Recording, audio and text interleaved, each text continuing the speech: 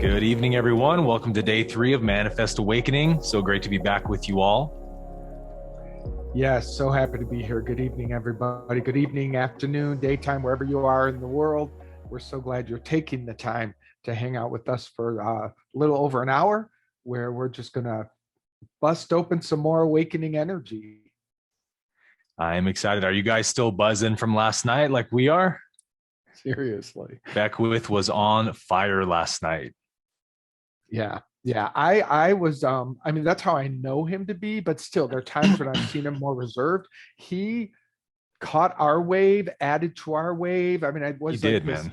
dance of energy that was just like, and I think he would have stayed with us another hour if it worked out. For sure. Yeah. Yeah. I've seen a lot of Beckwith's, I've watched a lot of his videos and teachings, and he seemed to be a little more in the zone than usual last night. So I felt really privileged to have him with us last night. Yeah, for sure. For sure. Loved it. We'd love to hear in the chat, by the way, what was your biggest nugget that you took from last night? We'd love to hear that. There was a lot of nuggets, but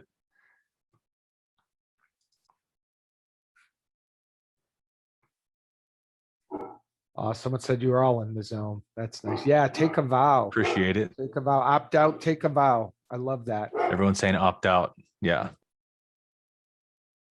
That's good.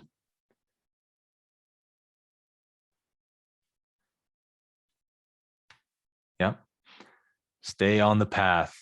For me, I was so inspired by him talking about his just devotion to his potential and realizing that as an aspect of experiencing God, the sort of the bhakti yoga, as I like to call it, devoting my life to God is like, what's a greater act of worship than realizing my divine potential and committing myself to it, devoting myself to it. That was really inspiring to me, especially. Yeah. Yeah, no, I agree. His love for God was palpable. When he starts talking about it, it's not just words, it's like what he lives and what he does. Yeah. Oh, that was awesome. And we're going to keep the ball rolling. I mean, we could choose to sit back and bask in the afterglow, Which we have a little bit. But we want to keep moving down our path, our commitment to manifest awakening. And tonight we're focusing on releasing judgment and centering ourselves in the power of compassion. So that's going to be our conversation today. Hopefully you had time to do the morning meditation to get yourself anchored in that, and have been carrying the mantra around with you throughout the day, just keeping it fresh before you. That's part of the time of our being together, and it's really expands the energy. Yeah.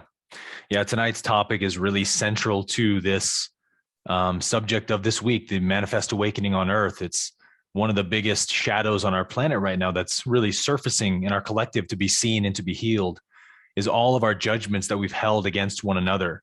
And so tonight, in many ways is a culmination of what we're talking about in manifest awakening, really seeing the world with compassion, which is the way into this new fourth density planet that we're evolving into. So really important topic tonight. Yeah, for sure. But let's do what we do first, which is to take a few minutes to get ourselves centered. So if it's comfortable for you where you are and possible to close your eyes, taking your attention off of the external world, some call it the effect, and breathing deeply, pulling your attention inward.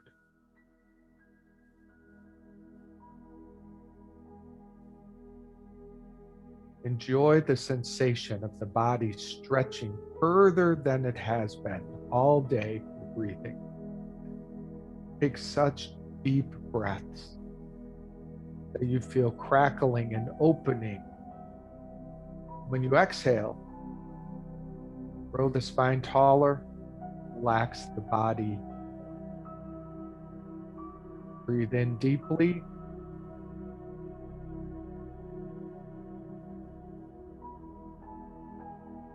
And exhale, relaxing even more. And one more nice, slow, deep breath.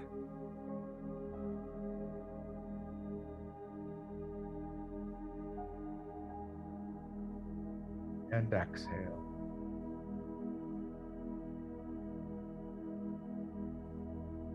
Feels so good.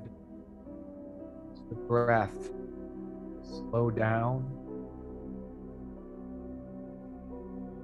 Bring your full attention into this present moment.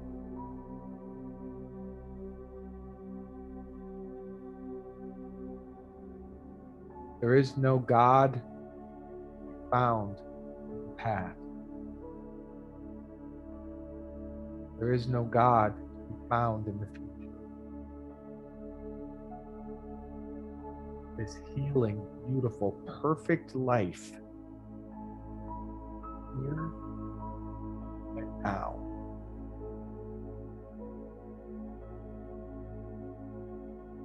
So let go of all that has come before this moment. As A Course in Miracles invites us to place your future into the hands of God.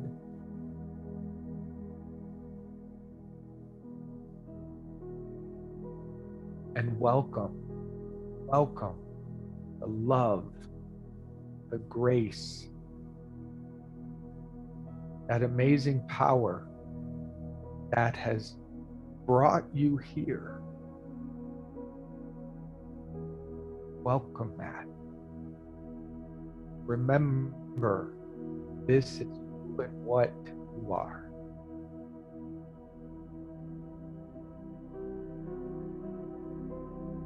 And let us share the mantra from today. Breathing in and out, I allow the unlimited compassion of God to fill me now. I allow the unlimited compassion of God to fill me now.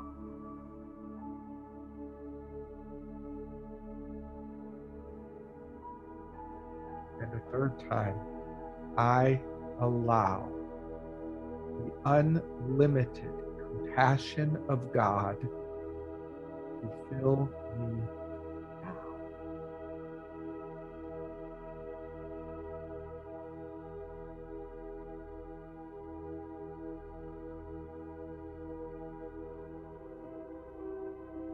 And as you allow your mind and your heart and your entire being to be filled with this compassion, let us do what we do every day here, which is to also extend it to the world. This is the gift we give tonight.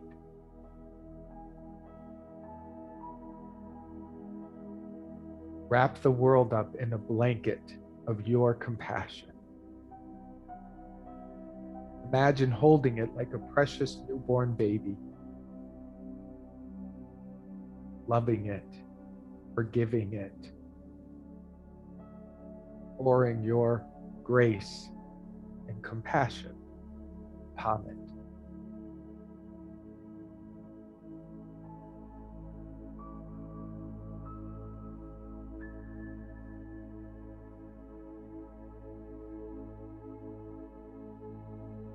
And also take a moment to extend your compassion to everybody who is a part of this manifest awakening experience, all around the world. Know that you are connected, deeply, deeply connected.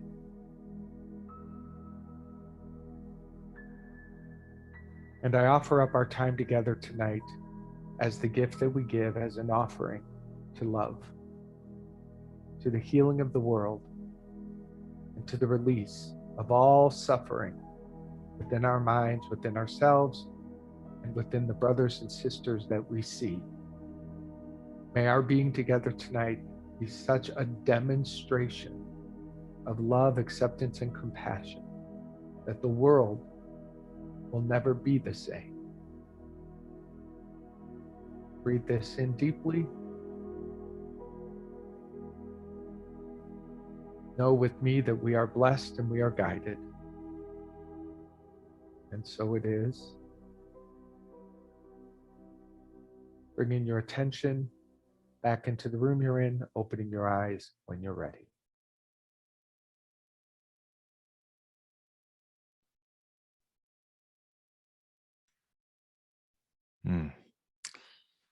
Beautiful meditation, my friend. Thank you. I love the music, man. It's a nice touch. Man, it was really nice. It was just like, oh.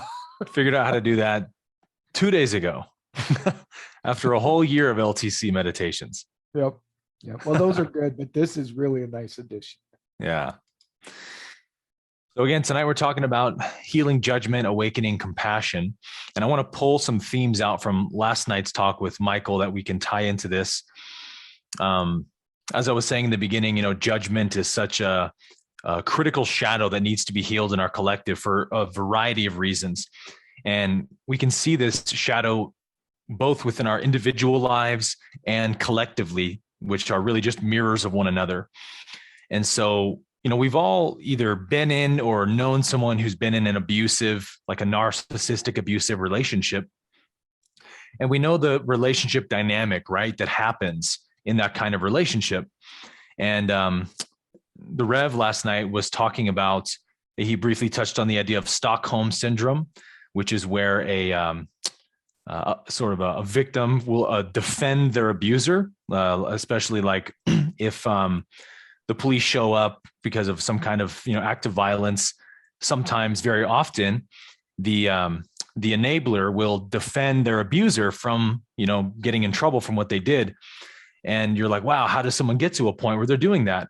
And a lot of that, actually all of that, comes from projections, which is another word for judgments. And so we've seen this really manifesting collectively the last few years, haven't we? Where, like Michael said, a lot of people are not aware yet of the sort of power abuse in a lot of these world systems and institutions that we live under, and governments and whatnot, to the point that they'll even defend those who are taking their freedoms away and abusing their power against them. Because what we do is, when we haven't done the work on ourselves, right? When we haven't looked inside of ourselves and really met the part of us that has greed and selfishness, that wants to pull a fast one over on people and get the upper hand and all of that. If we haven't really seen that part of us and forgiven it, then we won't see it in the power structures either. We'll project our goodness and our innocence onto them and say, oh, come on, you don't think they could really be capable of something that evil, right? Give me a break. But when we go through our spiritual awakening, what typically happens, right? We go through the dark night of the soul. When we go through the dark night of the soul, that is essentially when we are meeting all of those shadows within ourselves, right? Yes. And famously, when we go through our dark night of the soul, what happens? Our perception of the world flips upside down. And those kind of rose-colored glasses we were wearing before, where we said, oh, come on, there's nothing really bad going on out there because I'm so good and I'm so pure and innocent. So I don't do anything wrong. So nobody else could possibly do anything that wrong. All of a sudden, we see all the darkness that lives down inside of us that we haven't acknowledged before. And then all of a sudden, our eyes become open to seeing it everywhere. And so sort of like Neo, right? Unplugging from the Matrix. It's that really graphic scene where you're like, oh my gosh, there's corruption everywhere. And people tend to kind of freak out for a while. And they're like, I don't know how I can live in this new paradigm of reality. It's so overwhelming. And it takes some time for us to equalize and balance in that new perception, right? And so this is what comes with judgment. What we deny within ourselves, we will project outside of us. And so Course in Miracles has this really famous teaching, projection makes perception. And we talk about this a lot in our LTC group, that perception is essentially seeing the world through duality, right? Subject, object, separation. This creates the ability for us to believe that what we're seeing out there is not within here, right? It doesn't find its origin within us. And so there's a quote here we're going to read. I'll paste it in the chat as well from ACIM. There we go. It says, judgment is the process on which perception, but not knowledge, rests. Projection is a law the Creator made to ensure that whatever falsities you hold inside must be projected outwards so that you suffer their effects. And then in parentheses, another famous teaching of the Course is no idea leaves its source, which means whatever judgments I hold about other people or about the world, I'm actually the one who karmically suffers the consequences of feeling that hatred or that resentment or that anger. And so at a lower level of awareness, right below the 200s, like we talked about last night, people just aren't aware of this, right? They're not seeing that all of the hatred and anger and resentments they feel towards the world are actually finding their origin in them. Right. And they are the ones who are suffering by holding all that negative energy. It's literally like, I use the analogy of holding, like holding a box of nuclear waste and writing someone else's name on it. Like, this is Mark's judgments. Mark, you're so awful and terrible. I just can't stand you. But nevertheless, I'm the one holding on to the toxic waste. I'm the one suffering the effects. And in fact, Mark may not even know what I think about him. And so this is part of what the world is waking up to now through this battle we've been seeing, infinite variety of ways, infinite variety of battles we see taking place in the world of people lobbing their judgments at one another, which, when we really get down to it, is sort of the world's way of thinking that they're appearing to be virtuous, right? If I can call out the racists and the sexists and the bigots and the this and the that, then it's not me, it's them, it's out there. So I must be so good and virtuous. But in reality, it's the exact opposite, right? You're actually unconsciously or unknowingly announcing your own shadows to the world. And that's when awakening really begins, is when you understand, if I don't have it in me, I can't see it outside of me, right? And that's where the awakening to compassion begins. Yeah, that's good. Good launch. Good launch of the conversation today. Judgment is the ego's chief weapon to create separation from others. That's really, judgment is the tool that it uses to keep us separated, to keep us trapped. And, that world of which you're speaking of, Aaron, that is the ego's world. That is the world of suffering. And it is dark, and it is destructive, and it is hateful, and it is all those things. And what keeps us from looking at it is believing that it's true. What keeps us from looking at it is the fear of looking within, like you're talking about. Like, we've got to build more courage and strength to look within, not to see those things within us as who and what we are, but to see them as the lies that have been holding us hostage. It's like your perfect, beautiful light of being is being held hostage and surrounded by the darkness of judgments. And the judgments say, this is who you are, this is what's real, this is what's happening. And to the extent that we believe that, we are fueling that and continuing that, and to add, because I really want to drive this one home, the Course also says that one of the illusions from what you suffer is the belief that what you judge against has no effect. It's just what you said, but I want to really stress that the Course teaches that love extends and connects forevermore.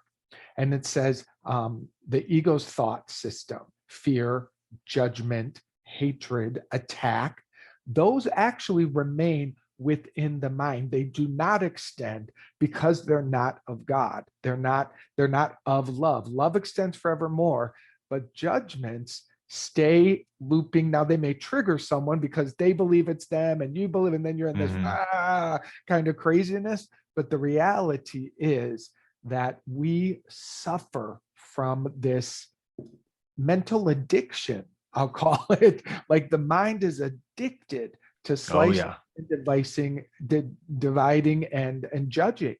Like, that's what it does. And we've become so comfortable. We've become very apathetic to the way that the mind works. And then we find ourselves wondering why we're sick, why we're tired, why the world is the way it is, and feeling so powerless over it all, because we have not taken the time and the effort in our spiritual work to become masters of the mind.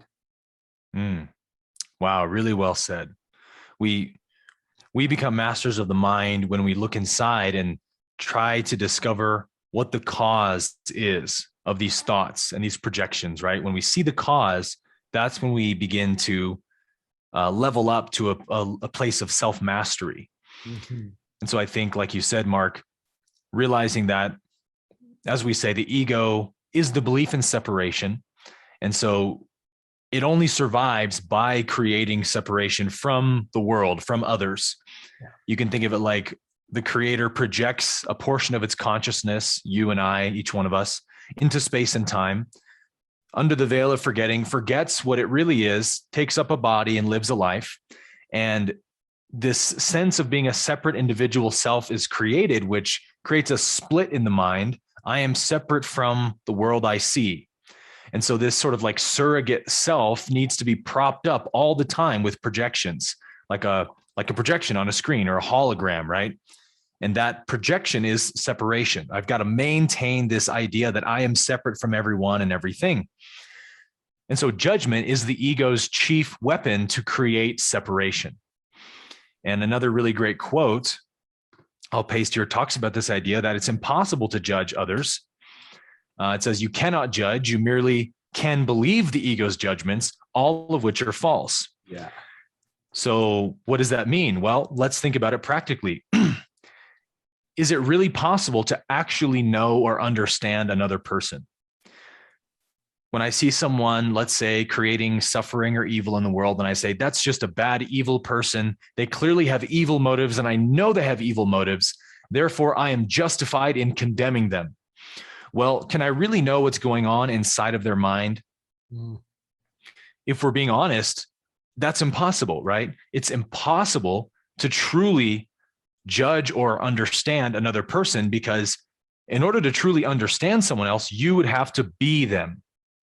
You would have to be that person, right? You would have to know everything they've ever been through, the way that they've been conditioned and socialized and traumatized and wired to think and behave.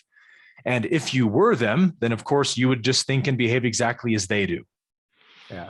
So I often like to say, I only ever see my own state of being. So if I have anger in me, if I have the intentions to create evil or suffering towards others sometimes, if that exists in me anywhere, I'll see it in other people and hate it. And we call that judgment. And that's, again, the mind's way of, the ego doesn't want to acknowledge its flaws, right? It wants to look as perfect as possible to everyone so that it gains everyone's approval and is well liked. So it can't afford to acknowledge its shortcomings and its flaws. And so judgment is a way that it continues to deny its flaws and its blind spots and assume that they're just existing in other people. But if we understand this truth that I can only know myself, I can only ever experience myself, because I'm never going to experience what it's like to truly be another person, then that means I can't truly understand them, which means the default mode that allows me to escape every trap of the mind and escape every karma is compassion. Let me just have compassion. And, we were talking about different stories earlier, Mark, of where we've learned in our own lives, the importance of compassion. And I was thinking of this story I told earlier in our LTC group this year, where I was at Starbucks and I got cold brew or something like that. And I always ask for a stevia packet in my coffee. And I couldn't remember after I ordered if I had told the barista that I wanted stevia. So I walked back up and said, oh, hey, I don't remember if I said this, but can you throw a stevia in there as well? And she looked at me and was like, yeah, I know. You already said that. And my ego is super offended. Like, how dare she talk to me like that? I'm a paying customer, damn it. So I just walked away, and it was in a Starbucks in a grocery store. So I walk around the grocery store while I'm waiting for my coffee to be made. And I'm thinking about I'm going to tell the manager, I'm going to demand the manager come up to the front so I can tell him what she just said, how this is not fair to talk to a customer like that. I was being polite. And then a line from ACIM popped into my head as I'm watching ego throw a temper tantrum. And it's the line that says, be kind always, for everyone is fighting a difficult battle. And so I just tuned into that and went, wow, what if she was being rude to me because she's having a really awful day? Because I can't know why she was rude. Maybe she just got dumped this morning, or she got horrible news about her mom, or, her dad's sick or something. I don't know. Like there's a million reasons why she could be being rude to me. So maybe what she needs is love. Maybe that's the best way to respond. So I was like, yeah, of course. Like it all just dawned on me. Let me get out of this ego perception and get back into love. So I went back up and I was like, I'm going to read her name off her name tag and look at her and smile. So she hands me the coffee and I look at her name tag and say, thank you, Katie. I appreciate it. And she lights up and gives me a big smile and says, thank you. Have a great day. All of a sudden she was so nice. And I just left feeling like, so I don't know why she was rude and I don't need to know why, because I left with a smile on her face. And that means that I essentially avoided creating that karma for myself. If I had been rude to her and grabbed my coffee and scowled at her and walked out, well, the law of attraction says that every trace of energy I put out in the universe has to come back to me, right? And that's the law of karma. So if I make someone else feel unloved, then I'm going to attract an experience sometime in the future that mirrors that, where someone's going to make me feel unloved like that. And so maybe her little scowl and rude comment at me was me experiencing a karmic remnant of my past where I was rude and made someone feel like that. And I had a chance to heal it in the present moment if I could just offer love in return. Yeah. And I think that's so powerful. It's such a good practical story that we can relate to. And what we do just to really help us see, it's like someone walks by and they kind of are cold to us, or we make up the story that they didn't say hi to me, or they ignore us, they withheld their attention or their love for us. So what do? We immediately withhold ours. Mm-hmm. It's like then we're in this pinball machine of triggers and reactions. And well, you don't like me, so I'm not going to like you. Well, you were cold to me, so I'm going to turn my back to you. And it's all this insanity of it's fake, and it's the ego thinking you're protecting yourself, when in reality, you're actually, if someone's judging you, your reaction to judge them back, or you don't even know if they're judging you, right? They're just doing whatever they're doing, right? She may be having a bad, who knows what they're doing, but your reaction to them, and then either your attack upon them. And by the way, an attack, all judgment is attack. It is attack. And it could be a quiet attack. A saying nothing and turning your back and turning cold is an attack, because what you're doing is withholding love. You're withholding the connection because of some reaction to them. So it's really important that we pay attention. And I believe it is our spiritual part of our spiritual awakening to do what you did, Aaron, which is like, this is where we grapple. Let me overcome the barista in Starbucks. Okay, check, got that one. Now let me move to, until ultimately we must move to every attack and every crucifixion of the world, looking in its face and sending it love.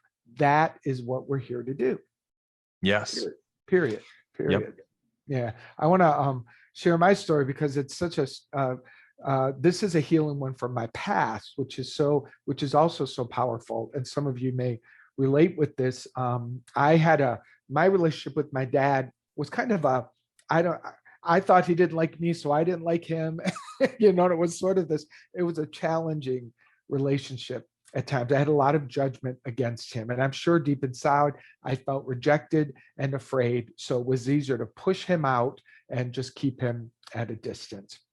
And I did this into my adulthood, into my 20s and into my early 30s. And there was one day when, we were talking and stuff, but there still was this sort of like, energy between us. And I definitely judged him. I judged him for how he wasn't there. I judged him for the choices he made. I had my list of how he wasn't a good father. And he told me this story, just random story. And this is when it's so beautiful, of when he was about 8 years old, and his father died in World War II. So his father died when he was like 5. And so he's 8 years old, no father, and he's in school, and they announce, it's an all boys school, and they announce, come after school back here with your father and you can join the Boy Scouts. Well, my father leaves and he doesn't have a father to bring. So What he did was he went and he hid in the bushes outside the school, looking into the classroom, watching all the boys become Boy Scouts, because he didn't go in, and he didn't have a father to go with him. He told me that story, and it immediately activated compassion. I thought, oh my God, here's this 8-year-old boy. Imagine the pain he must have been in, not having a father, walking, like suddenly all the pieces lined up instantly inside of me. And I felt instant love, instant compassion, and connection. And I'm telling you, I promise to this day, all of the stuff I had judged against him, it was gone like that. It held no, it was like sliced right through it. It is no thing. This is not true. And immediately our relationship became so much better inside of me, because he became vulnerable. He became human. I was given a gift, which is like a glimpse into someone's story. And that glimpse was enough to make my whole perception change. So much truth and so much beauty in that realization. That's the recognition of oneness. Yeah. Because you saw your father's pain, and what happened? You instantly identified it as your pain. Yeah. Oh, that's the same pain that I feel inside. Now I understand perhaps why my dad's been absent or whatever, and I can't judge him for that anymore. Right. That's when we wake up to compassion, when we realize no one causes pain or suffering unless they have it inside. That's, I like to say there's sort of two ways that guilt works. One is that all pain has to be offloaded somewhere. Yeah. Meaning it's impossible to hold pain inside and be like, no, I'm chilling, I'm good, I can just hold this pain for 1,000 years. I don't need to do nothing with it. It doesn't exist like that. It's like a hot potato, right? When you have been hurt, when you have pain inside, the mind's immediate reaction is to get rid of it, to offload it somewhere. So I have to look for somebody to give this pain to. And then the second idea of how guilt works, which goes in tandem, is that we have to understand that anyone who's creating pain is only doing so because they're trying to get rid of their own pain. Meaning no one's causing pain because they just find pleasure in it for the sake of it. They're really very at peace on the inside. They have a very quiet mind. They're very happy and blissful, but they just love creating suffering for others. Yeah. It doesn't exist. People create pain because they have pain, and that's the only reason. So that's where we can find compassion, right? And when it comes to the world we see today that is so heavy laden with judgments, and everyone's just pointing the finger at one another. You're this, you're that, you're what's wrong with the world. If only you didn't believe the way you do or think the way you do, then the world would be better. We can find compassion for people that are in that state because, again, like Jesus said, they know not what they do. They don't understand that. And if you hear one thing tonight, if you take away one nugget from tonight, I hope this is it. Judgment is the world's attempt, or judgment is people's attempt to save the world by condemning what's evil in it. Yeah. So when someone's judging someone else, at the core of their heart, of who they are, their underlying motive is, I see something bad and I want to get rid of it. I don't want the bad thing to be there. I want there to be happiness, right? So it's like a little child who just doesn't know what they're doing yet. They're a child in awareness, let's say. So judgment is the attempt for someone to save the world by condemning what's evil in it. But what they don't understand is that the world doesn't need to be saved by you. It needs to be saved from you. It needs to be saved from all of your judgments about it. Yes. Because as we talked about last night with Michael, all minds are joined in the collective consciousness. So every evil thought, every hateful thought I think about another person or about the world or anyone, I'm actually adding hatred to the collective, which means that frequency is a little more available for everyone else. And so likewise, when I heal that judgment, that hatred in myself and have compassion, that hatred or judgment is a little bit less available in the collective. Yeah. So what if hundreds of thousands of us started realizing this and waking up to it and turning all our judgments inward and saying, where does that judgment exist within me? I can't stand blankety blank because they're so greedy and corrupt. turn it around. Where am I greedy and corrupt? Mhm. Where am I selfish? Have I looked at that part of myself? If I'm being honest, I can say yes to that. Yeah, there is a part of me that's been greedy. There is a part of me that, if I can take that $20 bill that I know someone else dropped, I probably would. Like, there's a part of me that resonates with that vibration. And because it's a negative vibration, ego wants to project it outside of me and disown it. Yeah. So what I disown in myself, I project on someone else. So we can take those judgments back that we've disowned and reintegrate them through love and compassion and forgiveness, and thereby literally heal the world from it. Without attacking someone or hating someone, we alleviate the world from that karma. Yeah. And the key to that, which I want to jump in and just emphasize, is the key, the ability to do that is to take it back, but not make it who you are. Love and compassion will allow you to hold that greed, that selfishness, that shame, whatever it is. You'll be able to hold it, but not get seduced by it or succumb to the power that it previously had been holding over you, which is why it gets projected.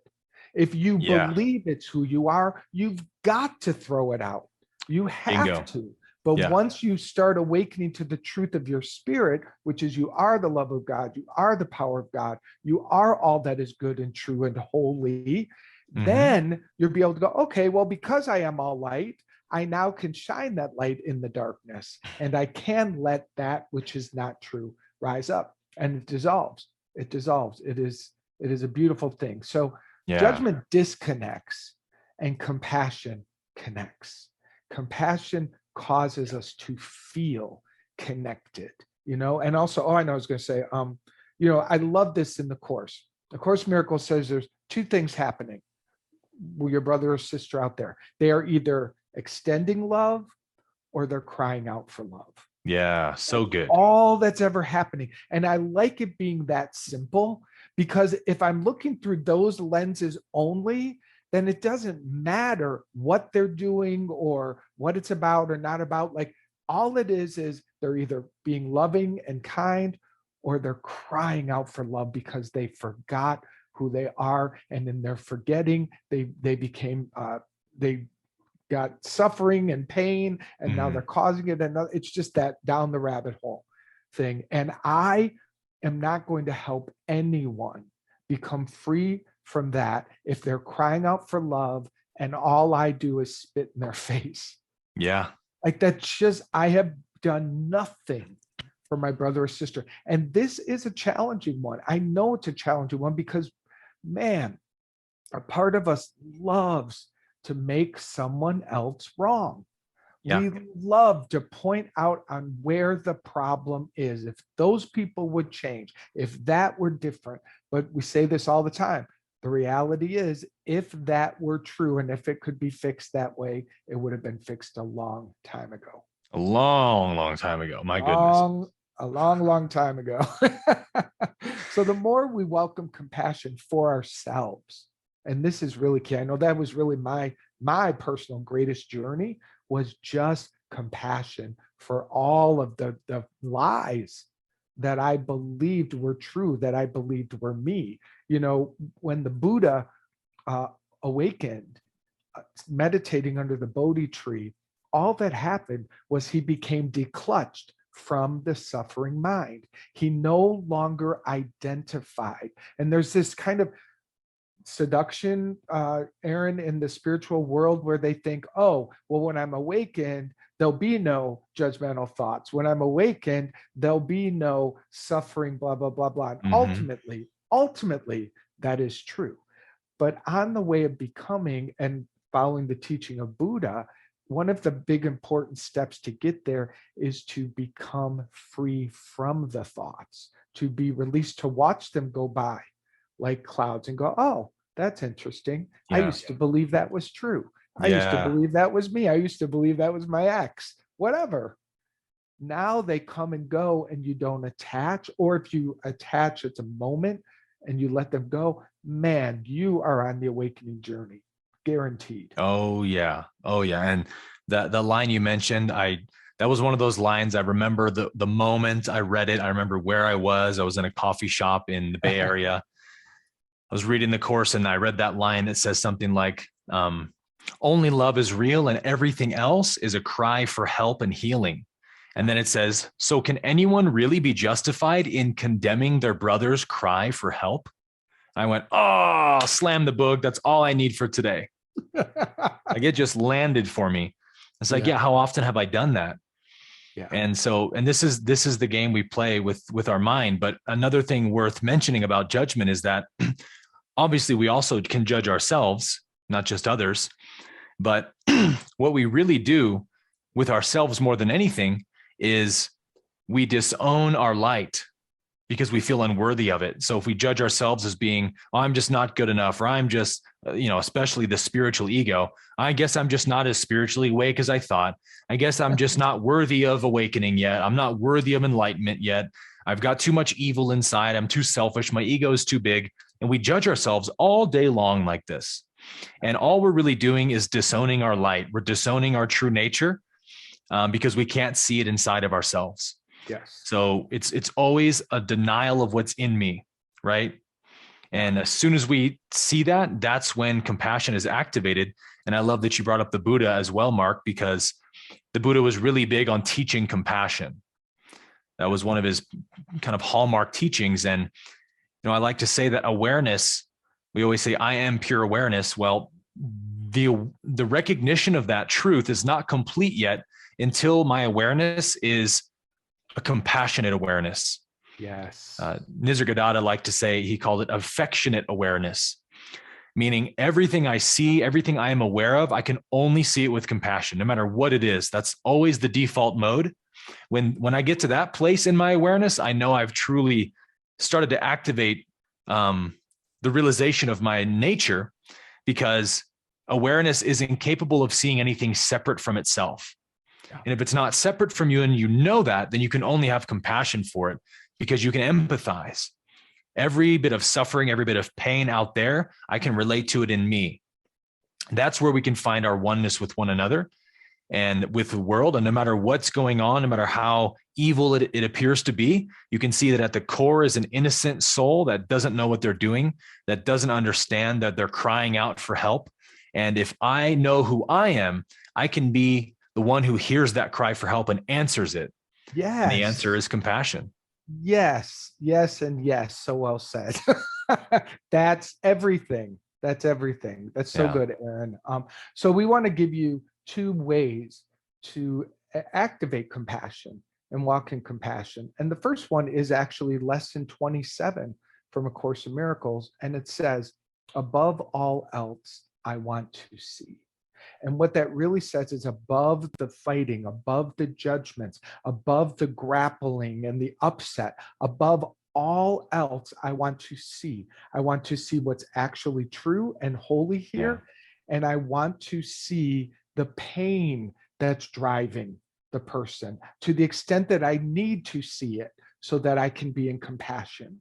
This is what we want to see. I don't want to see the effect of someone's behaviors in fear. I want to see behind that. Yeah. So that I go, oh, I know. I get it. I know what it's like to feel afraid and to do that. I see that now. And even more, above all else, I want to see their wholeness. I want to see their holiness, because that is the best gift you can give someone who's in pain. The best gift, and I'm not saying, I've seen people do this in the spiritual world, like, go ramp into someone in pain and be like, why are you crying? You're one with God. That's all that's true. There's no suffering here. It's a fake world. That's not helpful at all. Spiritual gaslighting. Spiritual gaslighting, exactly. To see that in your heart and to just be that in there. You don't need to say a word when you're holding someone. Above all else, I want to see what's true about this person, this situation. You will begin to see with Christ's vision. The Holy Spirit will begin to scrape the scales off of your eyes so that you can see what no one else is seeing. And you're like, oh my God, this is what's here. This is what's true. This is the real world. And when you see that, oh my gosh, judgment will completely disappear. So that's the first way. The first thing to practice is to, and write that down, above all else, I want to see. And use that when you're seeing from judgment, when you're seeing an attack, you can say this statement, it will lift your vibration. Yeah. So should we take that into a little guided experience? Sure, that'd be great. Cool. So join us again in closing your eyes, and we'll just kind of take a moment to really look inside and allow Holy Spirit an opportunity to show us some of these judgments we've been projecting outside and where they find their home within us, that just needs to be seen for what it is with the eyes of compassion so that it can be healed. And it's really as simple as that. So as you begin to breathe with your eyes closed, mouth closed, allowing the breath to relax the mind even more into stillness.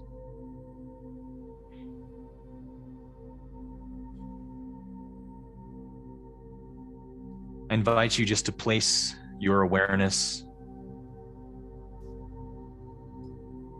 on the inner feeling of I am.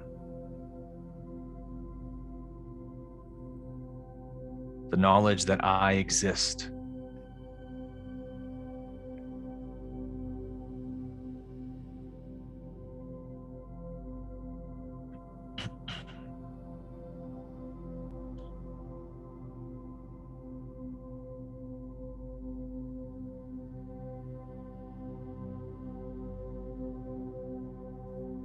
Just the fact that you are aware right now means that at the core of what you are is pure innocence, pure divinity.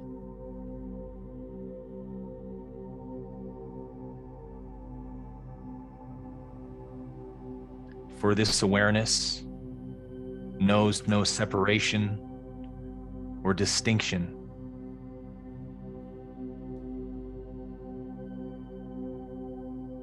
Everything it looks upon, it only sees itself.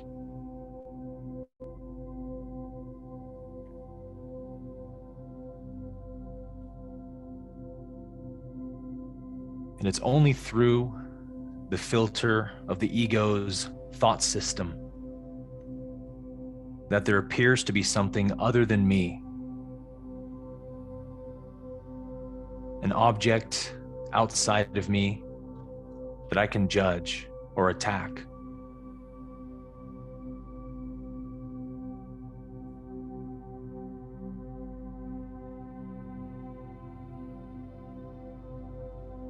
And yet everything I see outside of me, that I see with disdain or hatred or condemnation or judgment of any kind,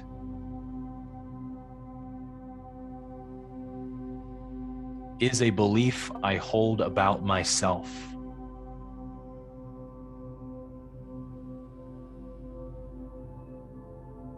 And it's a belief that isn't true.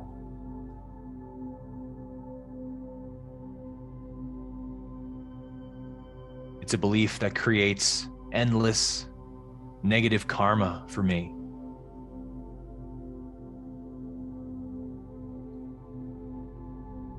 It's a belief that causes me pain and suffering.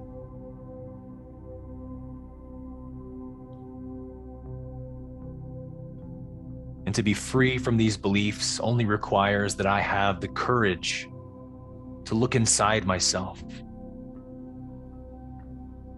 and take ownership over my shadows. To understand that I only ever see my own state of being.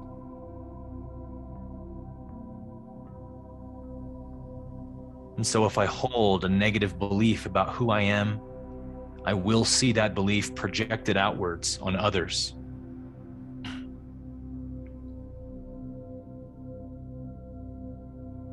This is the sickness of the whole world right now.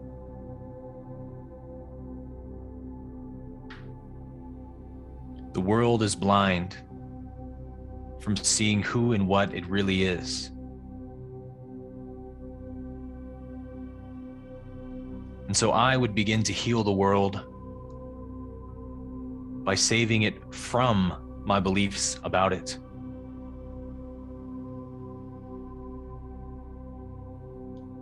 And so we take this holy moment tonight to invite the Holy Spirit to search our mind, search our heart, and show us where we've been judging the world.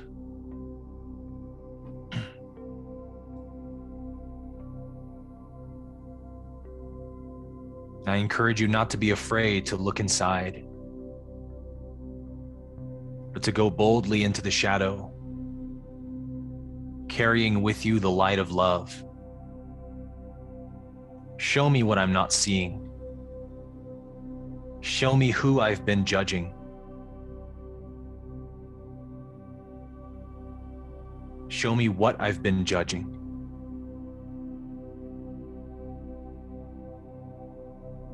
Above all else, I want to see.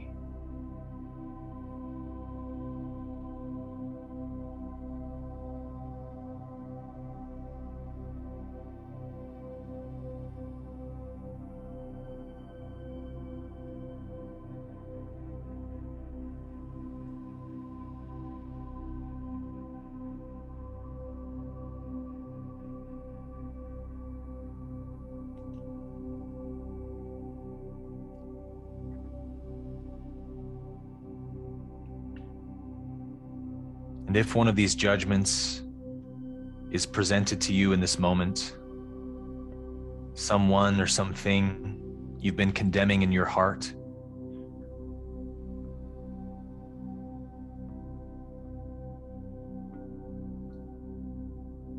allow the mind to verbalize what that judgment is exactly as it feels it.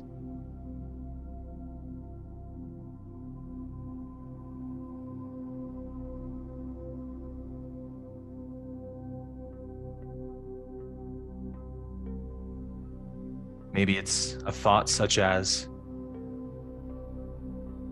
I hate you because you betrayed me.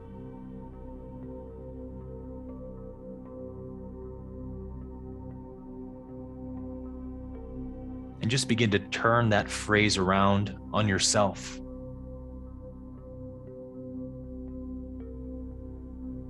I hate myself because I have betrayed me. And then find where that's true in you. Find the part of you that believes that.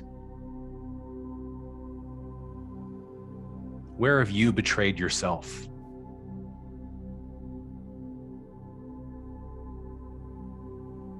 Where have you betrayed your integrity? Where have you lied? Where have you cheated or stolen? Where have you been greedy or selfish?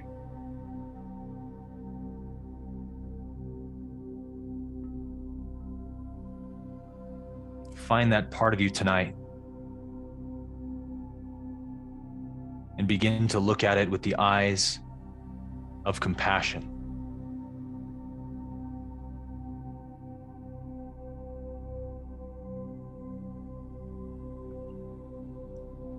This part of me is nothing but a cry for love and a cry for help.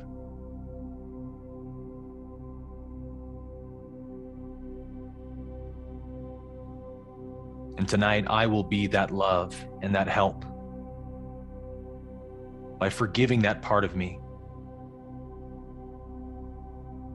and seeing it with nothing but compassionate awareness.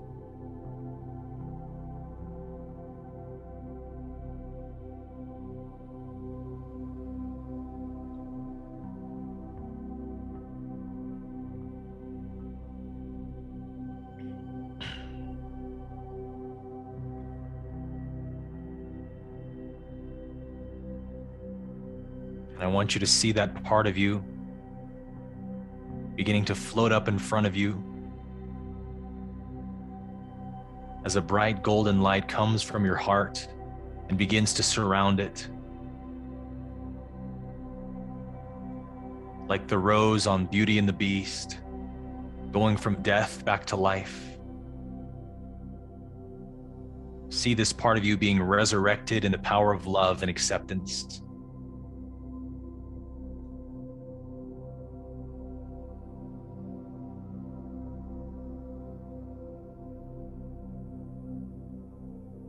And now, because I have forgiven this part of myself, I forgive it in the world.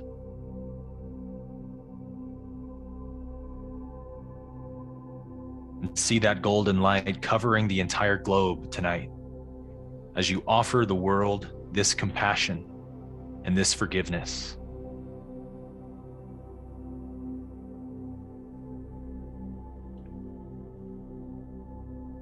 I save the world from this belief I held about it, that this existed outside of me.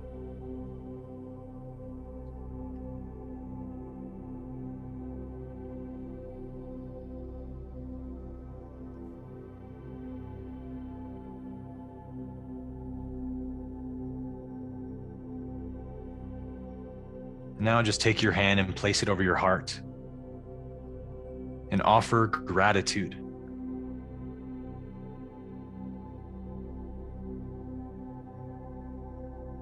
Give thanks to God for this shift in awareness, for this healing inside of you.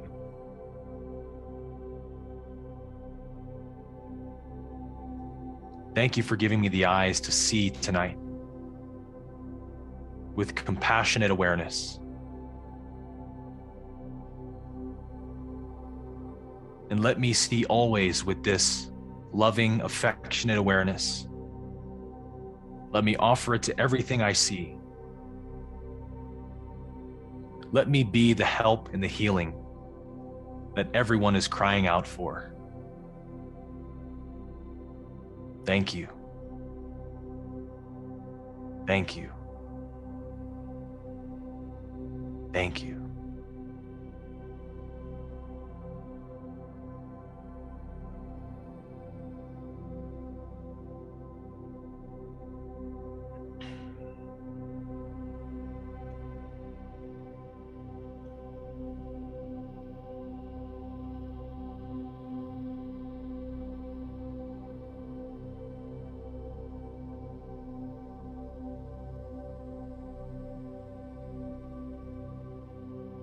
Now I invite you to begin taking 3 long, deep inhales through the nose. As you begin bringing your awareness back to the room, back to the body,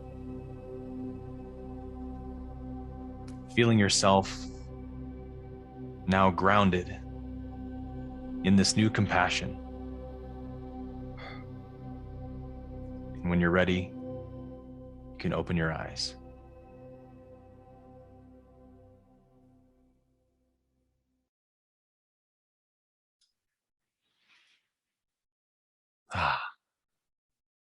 It's good. That was very good. I was so deep. I was so deep in that.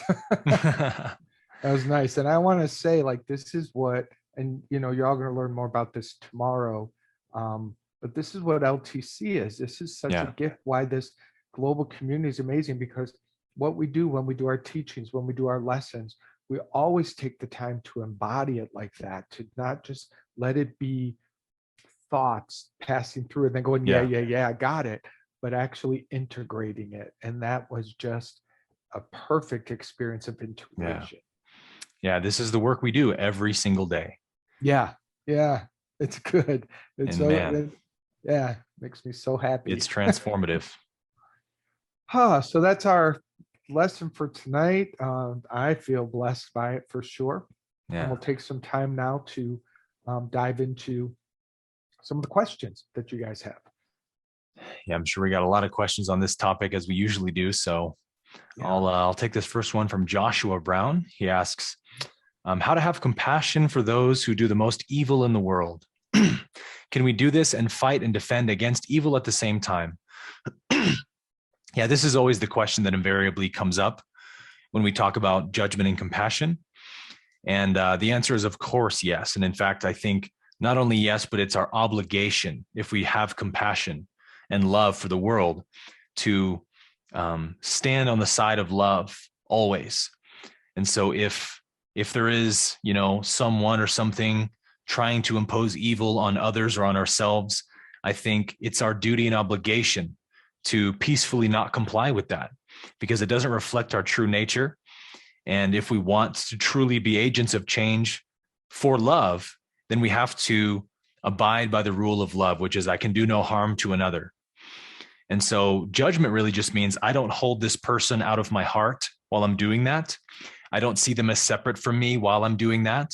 I understand they're playing their role in the universe. They're acting out their state of consciousness. They're crying out for help, whether they know it or not. I can see that and hold space for that, while also not giving into their demands for fear or separation or suffering, right? And we see that in Christ and Gandhi, Martin Luther King, so many historic figures and avatars who've demonstrated what that looks like. And I think that's a big part of our own spiritual evolution and growth, is when we learn how to balance that love and that wisdom together.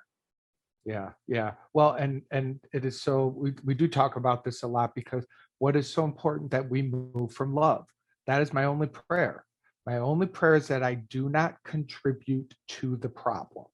And if I even see that evil person doing the evil things in the world, if I'm seeing them as that, I've got to back up, and I've got to pray, and I've got to really ask that my mind and heart be healed, so that as I do move, that it really does have a true transformation. That's what I believe. And those people you mentioned, those are the ones that did that. Right. For sure. Yeah. Sandy asks a question very similar to this that I think we'll get into another important topic here. Sandy asks, a little confused, if I don't see the ugliness or darkness in the world because I'm seeing with true vision, how then do we bring that darkness into the light for healing? If we can't see it, how do we see it for the healing purpose? And so this gets into the topic of judgment versus discernment. When we integrate true vision, the vision of Christ, where we see only ourselves, we realize the world is me pushed out, then it doesn't mean we stop seeing where evil or corruption is happening. We just stop judging it as separate from me. So, for example, a sage or a guru is someone who's full of wisdom, which means they're still, if they walk down a dark alley at night, if they walk past a dark alley that looks dangerous, they have the wisdom to know probably not a smart idea to go strolling down that dark alley right now.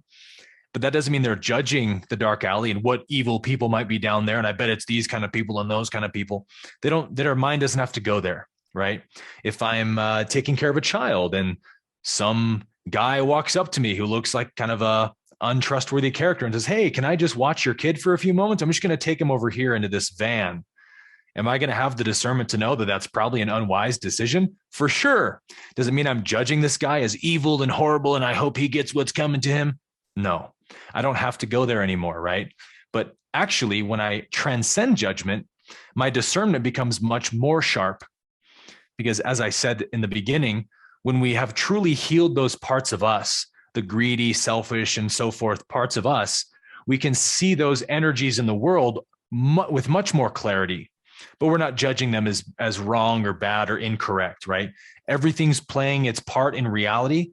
There's polarity in manifestation, and the light knows itself by the darkness. It's all equally valid from the highest point of view. So I can't hate it or condemn it in my heart. But nevertheless, if I'm a being of the light, I have to be true to my polarity, which is to stand for love and truth and justice.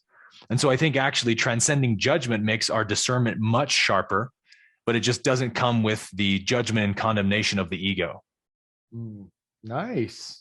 That was a good riff, man. Does that wrap it up pretty good? Yeah. That's great. I'm going to jump down to Agatha. Nice, simple one. Can it be sometimes the loving thing to do to go no contact with a narcissist? It is a very loving thing to do to create space whenever I am in a dance with anyone, in a pattern, in a dance, meaning of judgment and blame, and you're a narcissist and I'm a victim and this is wrong. Mhm. Like any time I find myself, or any of us find ourselves on the victim triangle, Right. at any point of view, getting off the triangle for a while, to get yourself, not for a while, but getting off the triangle often means getting away from the person you're dancing with on the triangle. Give yourself some space. Give yourself the opportunity to get centered in yourself, to forgive the experience. Absolutely. I think it is a right and wonderful thing to do.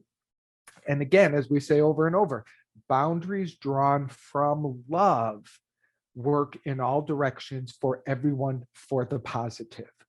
Boundaries drawn in attack or judgment or blame cause harm.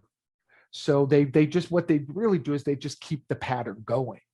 That's what Right. they do. Exactly. You don't get resolve from it. So definitely be interested in where you're hanging out that is not serving you. Who are you hanging out with that is not for your highest good right now? Not making them the devil, but just being aware that what you're sharing is not who you truly are, who you want to be. So distance can help. I think it's a wonderful thing. Yeah, that's such a good point. And again, Michael was, sort of touched on this last night. We were talking about this idea of just refusing to participate any longer in systems of darkness in the world and in our own personal lives. The same rule applies. When we realize that, let's say, the systems of power in the world that are imposing corruption, tyranny, and whatnot, when we realize we are giving them all of the energy that they have, we realize, oh, we've actually just been in this abusive relationship, or we've been enabling and then they've been abusing with the power we've given. So we take our power back just by realizing that only I've been feeding this, which means only I can take the energy away from it. And that's always the most loving thing to do. Because if someone is playing the role of the abuser, man, that's a really heavy karmic position for someone to hold. And so is it loving for me to want to perpetuate that? No. Right? I want them to be free of that sickness. And so people always say, well, if I forgive my abuser, my abusive narcissistic partner, does that mean I have to stay with them? And it's like, no, how unloving would that be to keep enabling their behavior, right? What they need is a wake-up call. What they need is for you to leave their life so that maybe they can finally have the space to possibly have some reflections of how they've been behaving. And we can do that both individually and collectively. And so again, power, just by virtue of what it is, doesn't have to fight against anything. Yeah. Force fights against. Power is always power for. It's a power for myself, which helps everyone else. And so this is why we talked about how important it is to prioritize your growth, right? Yeah. Your spiritual growth has to be number one. So if you're in a relationship with someone who's, in your understanding or estimation, slowing down your spiritual progress, the most loving act for the world is for you to leave that relationship so that you can catalyze your growth to its highest potential, because your growth is the world's growth. Like we talked about, one person who calibrates at 500 is offsetting about 1 million people who calibrate under 200. So it's like we're making such a substantial impact with our own evolution that we really should never allow it to be hampered by anything. And so it's always love, in my estimation, to leave an abusive relationship, both for you and for the abuser, because that's what's going to ultimately heal yourself, heal them, and heal the world in the process. Yeah. I like the idea that I know I'm supposed to love you. I'm just certain I'm going to do it way better if you're a couple states away. I know I'll succeed. I have this feeling. I have this feeling that a distance is going to make me love you. All right. I don't remember who read the last. I don't know. Yeah, here's a good one. Aaron, thank you for sharing that example to show us that despite being a spiritual leader, you still have to do the work daily, even at Starbucks. Yes. Yeah. It reminds me of the 4 agreements and not taking anything personally. Do you feel like as we choose to heal and we up level, that the universe presents us bigger challenges to match the higher frequency we're at? Such a fantastic question. And the answer is a resounding yes. Now, a higher frequency challenge doesn't necessarily mean a more painful challenge. It doesn't, in fact, usually to me means the opposite. The most painful challenges are at the lower levels of awareness, because when our consciousness is more asleep, we need harder and harder slaps to wake us up. But as our consciousness unfolds and evolves, we become more and more aware of these energies within us. We're quicker to inquire and say, where's that in me? How can I find that in myself?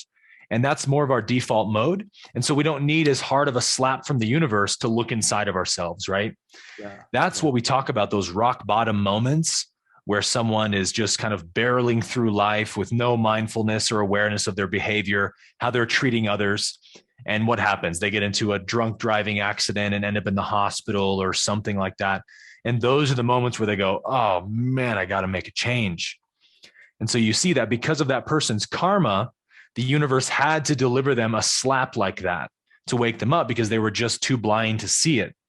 And so as we wake up, the universe can be more and more gentle with us. It doesn't need to deliver such a hard smack, right? But the higher frequency challenges may be, or not maybe, will be subtler and subtler in awareness. Because it's like if you're doing a crossbow target practice, right?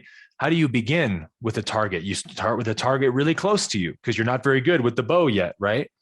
But as you get more skilled with that bow and arrow, you start hitting targets farther and farther away. And that's how the universe expands our awareness, is it gives us greater and greater challenges, right? There'll be, we become increasingly uncomfortable with things that make us suffer. With anything that takes our peace away, we become more and more unwilling to sacrifice our peace. And so it causes us to go, man, what is causing my peace to be removed in me right now? Why am I stressing over this? And we have to really look inside and go, where is this part of me? And we start to see, oh, it's this really subtle level of my ego that's trying to shapeshift into this character or that character. And we start to pick up these things. It may take more time for us to notice those things because they're not as obvious, but that's because the universe is sharpening our awareness like an axe on the grindstone, right? So to me, that's what a higher frequency challenge means, is not that it's more painful necessarily, but that it's harder to recognize in yourself because your awareness is actually expanding. Nice. Thank you. Thank you, Aaron. Whew. Lori says, can you talk a bit about how judgment and expectation are intertwined? That's really good. I really like that question. If we didn't have judgments, I believe we wouldn't suffer expectations because it is our judgments, our preconceived ideas. Judgments can be positive or negative. We have preconceived ideas, judgments about how we want something to unfold. We are conditioned. We walk in our conditioning, and our conditioning tells us what to expect. Our conditioning is our judgments. If your brother, who you've known your whole lifetime, keeps playing the role of disappointment, you have fallen asleep to the truth of who your brother is. You're in agreement. Your whole family might be in agreement on this.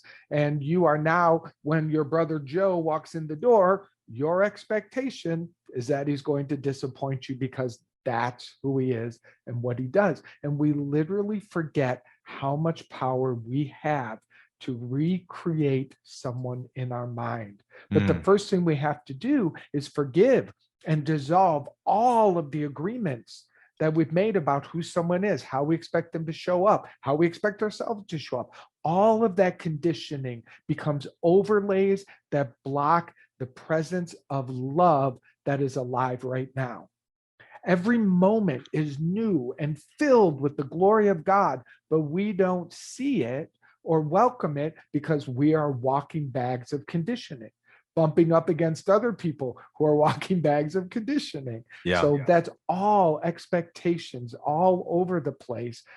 They block us from the highest truth and the greatest experience of the love of Aaron. Once we get that, you're going to be throwing those bags of patterns into the forgiveness pile. You're just going to be like, I don't want to see anyone this way. I don't want to keep creating my brother as a disappointment. That's not who he is, and that's not how I want to know him.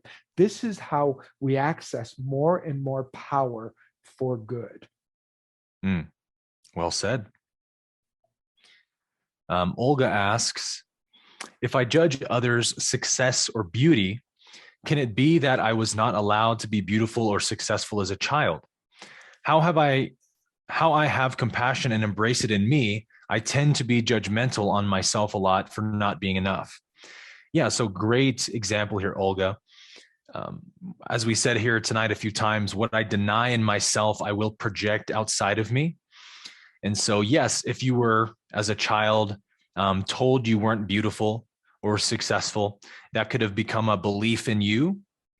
So for the ego, it's like what it sees others having makes it believe that it doesn't have it because it's separate, right? So if you have beauty, it means I'm not beautiful.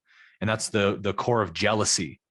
Mm-hmm. And so if you haven't accepted yourself as beautiful, and you know your own worth and your own value and your own success just by virtue of who you are, then yeah, it's going to trigger you to see other people being beautiful or successful because you have denied that in yourself. So it's not that you aren't beautiful or successful, it's that you're not seeing your beauty or success. And so the ego is saying, well, if I can't have it, I don't want anyone to have it. So I'm going to diminish it in other people. And so, yeah, just to look at that, see that for what it is and go, okay, how can I begin to see my own beauty? Because when I have an abundance mentality, I'm abundant with beauty. Then I love seeing beautiful people. I can celebrate other people's beauty because I don't feel I'm lacking it anymore in myself. Yeah. Yeah. I love it. That's so good. Wendy actually has a statement that I'd love to share. Thank you for writing this, Wendy. When I get overwhelmed by what feels the magnitude of the world's problems, and it feels like there's nothing I can do to fix anything, my husband always reminds me that the only power I have is to be the best wife, mother, friend, sister, daughter I can be. That is my only power to be the change I want to see in the world. I love the focus of it. I don't know if it's the only power or whatever, but what I love about this is that, you know, it can be very seductive to make the big sweeping issues of the world the hero move and what we're supposed to do, forgetting that the neighbor next door, taking a moment to help them, to love them, to smile at them, forgetting how our world, making a change in our simple world is part of the solution in big ways that we cannot see with our human eyes. I just think that that is such a beautiful way to play. Byron Katie would always talk about what'd she say? My world, your world, God's world. I don't know if it's world, but yep. My problem, your problem, whatever it is. But her point was always stay in your own. Stay in your own. And you may not be called out into the world to do big sweeping, save the animals, save the planet, save the plants kind of thing. That may not be your calling this lifetime. Your calling may be to work within your backyard and to produce love in such a gorgeous way. Everyone has a divine appointment. Everyone has a part to play in the salvation. Every single one of us does. And our part is perfect. So know your own and then live your own. And that's all you got to do. That's all you got to do. Yeah. Yeah. Should we take one more? Yeah, let's do that. I see a good one here from Lynn. Lynn asks, I feel like my ego wants me to stay angry and not forgive and let go of negative feelings. You're very right. I have family that treats me poorly and I react poorly. I really want to let go. At some point, will we discuss how to overpower the ego and possibly give my family the love they are crying out for? Yeah, so we're not going too heavily into the ego in this 4-day series just because we're trying to keep it more centered on the world and manifesting, awakening collectively. So we do talk about this a lot in our Living the Course group, of course, and ACIM talks a lot about the ego.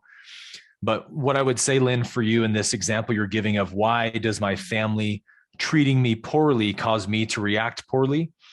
It's because if I hold a negative belief about myself, I'm unworthy, I'm not good enough, nobody likes me, etc., the ego one of the things ego always does is it needs to collect evidence for its beliefs. Yeah. And so it will use anything it can for evidence, even if it's not there. But certainly if anyone's treating me poorly or behaving rudely towards me, my ego will take that as evidence to say, look, this belief I hold about myself being unworthy of love or being unlikable, it's true because they're not liking me right now. And so we'll react defensively to that. Now, understand, ego is just trying to stay alive. It's just trying to perpetuate itself by creating more separation, as we said. And so really, it's never the way someone else is treating you, because again, nobody else can know you truly, and you can't know anyone else truly. Nobody can really judge you or know what's inside of you. All they can do is project what's inside of them. So when you have the vision and awareness to see that, then you simply lose the ability to react poorly, because you can only see with compassion. You understand they're just offloading the pain inside. They're just projecting how they feel about themselves onto whatever target is in front of them. And I happen to be that target. So it's not that you have to try to be compassionate when you're truly free. It's that you lose the ability to react poorly anymore. So that process will begin by looking inside and say, all right, whatever it was they said to me or about me that triggered me, I need to, like we did in the meditation tonight, look inside and ask, where's the part of me that believes that that's true? Where's the part of me that doesn't like myself or doesn't think I'm worthy of love or attention? And then give yourself compassion, right? Give that part of you compassion that feels that way, because that's the part of you that's crying out for help, as we talked about tonight. Once you've seen the part of me that's crying out for help, then your discernment will open up and you'll see them crying out for help. All of their judgments and attacks on me are really deep down the innocent child in them saying, I don't feel lovable. I want to be loved. I want to be accepted, but I don't think I am. So I have to not accept you too. Because if I can't have it, you can't have it. That's the ego's thought system. Nice. Nice. Man, what a great night. Thank you for your questions and your active participation, everybody. This was really beautiful. So let's do what we do, which is turn within one more time and close with prayer. And let's return to the mantra, breathing in, I allow the unlimited passion of God to fill me now. That's really the move. Allow the unlimited compassion of God to fill you now. And I know that this compassion is intelligent and it knows where to go. It knows what to say. It knows how to move your hands. It knows how to put a smile on your face. It knows how to send energy from your heart to connect with another. God's compassion, when you allow it to consume you and have its way with you, all your questions will be gone, because you will live and move and have your being in this amazing vibration. And this is what I ask. I ask the Holy Spirit to fill us as we go our way for now. Fill us with God's compassion so full to overflow that we literally are moving by, it's breathing us, it's doing everything, and we are its vessel. Mm-hmm. That's what I ask, and that's what I'm grateful for. That's what we came together for. How amazing. We're so blessed. With gratitude, we let it be, and so it is. Amen. Amen. Awesome.